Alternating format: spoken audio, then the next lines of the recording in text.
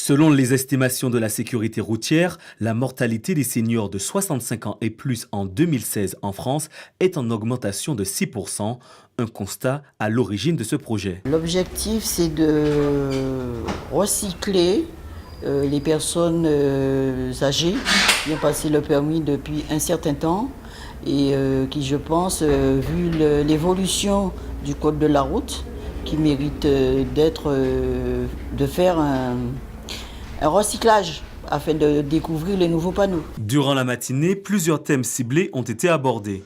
Dans un premier temps, on est parti sur de l'accidentologie, c'est-à-dire les chiffres de l'accident sur la métropole et sur la Guadeloupe.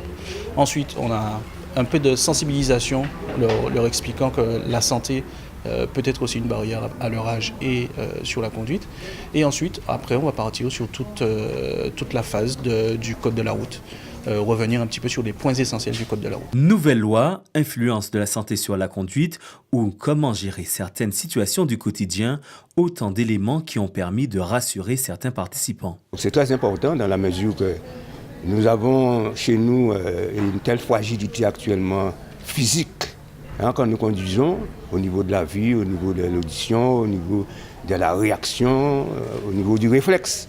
Et ça, effectivement, permet à nous de voir comment réagir dans des circonstances différentes. Ça nous rassure ici en tant que conducteur qui a autant d'années de permis, parce que quand tu regardes à notre niveau-là, il y a des gens qui ont 50 ans de permis, et moi j'ai 49 ans, alors vous vous rendez compte. Donc, ça nous permet de réagir et de voir qu'effectivement, de nous mettre en situation au quotidien, si vous voulez.